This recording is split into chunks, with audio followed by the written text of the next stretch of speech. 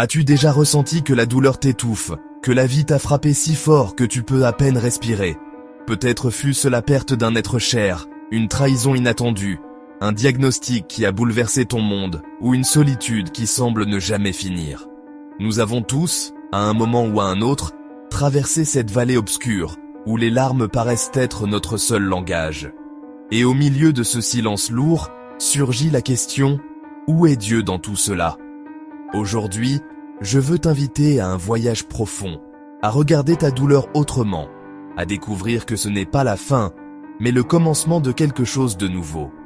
Reste avec moi jusqu'au bout, car je ne vais pas seulement t'enseigner comment Dieu transforme ta douleur en espérance, mais nous ferons ensemble une prière puissante qui peut marquer un avant et un après dans ta vie.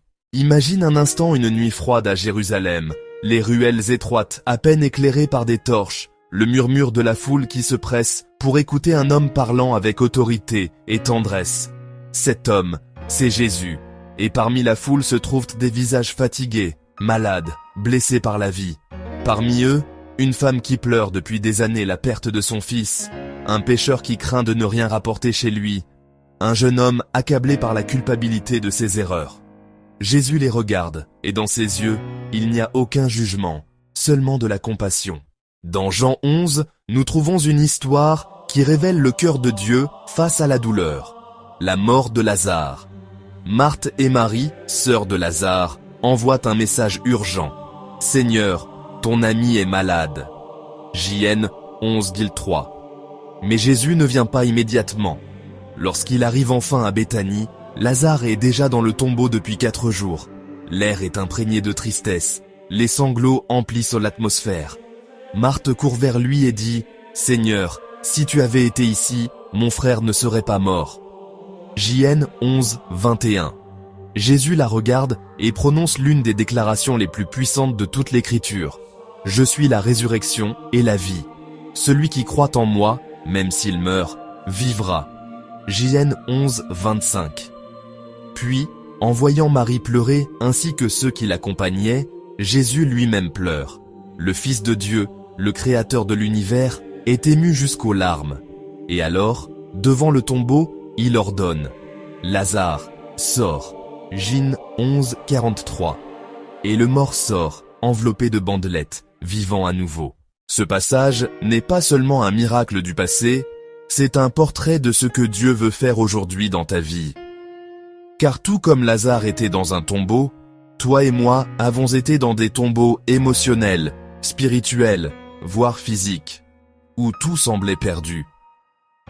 Le contexte historique nous rappelle que, dans la culture juive, après 3 jours, l'espoir de voir quelqu'un revenir à la vie était pratiquement nul. Jésus arrive quand, humainement, il n'y a plus rien à faire pour montrer que lorsque tout semble terminé, il ne fait que commencer. Et c'est là que cette histoire rejoint la tienne. Peut-être que ton Lazare est un mariage brisé, un rêve mort, une foi refroidie. Peut-être as-tu l'impression que Dieu a tardé, qu'il n'a pas entendu ton cri. Mais arrête-toi un instant et réfléchis. Et si ce retard apparent était le cadre parfait pour que sa gloire se manifeste? La douleur est comme une nuit obscure. Elle nous fait perdre la notion du temps. Elle nous vole la lumière. Elle nous isole. Mais c'est aussi le lieu où la foi se purifie, où nous apprenons à dépendre de Dieu d'une manière que nous n'apprendrions pas dans le confort. C'est comme la graine qui, enfouie dans la terre, semble morte, mais en réalité est en train de germer. Dans la vie moderne, ce processus se manifeste de bien des façons. Pense à cette mère qui prie pendant des années pour son fils rebelle et qui, un jour, le voit revenir à la foi. À cet homme qui perd son emploi et qui, au milieu de l'incertitude, découvre un appel qu'il n'avait jamais envisagé. À cette femme qui, après une maladie, trouve une nouvelle mission en servant d'autres patients. La douleur nous change, mais entre les mains de Dieu, elle nous transforme. Et voici la clé. Ce n'est pas la douleur en elle-même qui nous donne l'espérance, mais le Dieu qui entre dans notre douleur. Il n'est pas un spectateur lointain. Il est l'Emmanuel, Dieu avec nous. Mettez E1 23. Quand tu pleures, il pleure avec toi. Quand tu tombes, il te relève. Quand tout semble mort, il prononce la vie. C'est pourquoi aujourd'hui, je veux te donner des étapes concrètes pour permettre à Dieu de transformer ta douleur en espérance. Premièrement, apporte-lui ta douleur telle qu'elle est. Ne maquille pas tes émotions devant lui. Si tu es en colère, dis-le lui. Si tu es confus, exprime-le. La prière sincère ouvre la porte à la guérison. Deuxièmement, entoure-toi d'une communauté. Dans l'église, dans les sacrements, dans l'Eucharistie, nous trouvons la force de continuer. La confession nous libère de fardeaux qui nous empêchent de voir l'espérance. Troisièmement, cherche des témoignages d'autres personnes qui ont traversé la vallée et en sont sorties victorieuses. Leur foi peut nourrir la tienne. Et maintenant, je veux que nous prions ensemble. Seigneur Jésus, aujourd'hui, je viens avec ma douleur, mes blessures, mes larmes. Tu connais chaque recoin de mon cœur. Tout comme tu as appelé Lazare hors du tombeau, appelle ma vie à sortir de l'obscurité. Je déclare que ma douleur ne sera pas ma fin, mais le début d'une histoire d'espérance. Répands ton Esprit Saint sur moi, guéris mes blessures, fortifie ma foi. Que ton amour m'enveloppe et me rappelle que je ne suis pas seul. Je te remets mon passé, mon présent et mon avenir, confiant que tu fais toutes choses nouvelles.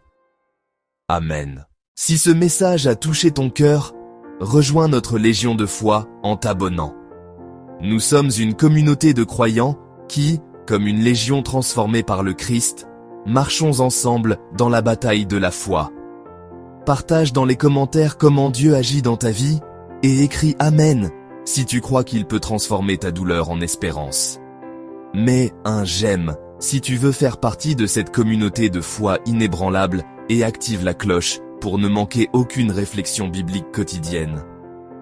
Aide-nous à étendre cette légion de foi en partageant ce message avec quelqu'un qui en a besoin. Souviens-toi, tu n'es pas seul, tu es un enfant bien-aimé de Dieu, et ton histoire ne s'arrête pas à la douleur. Vois ta vie comme un lever de soleil. La nuit a été longue, mais le soleil se lève déjà. Et lorsque la lumière du Christ illumine ton chemin, même les cicatrices deviennent des trophées de victoire. Que le Seigneur te bénisse et te remplisse d'une espérance qui ne déçoit pas, et qu'ensemble, comme légion de foi, nous continuions à proclamer qu'en Christ, la douleur se transforme toujours en vie.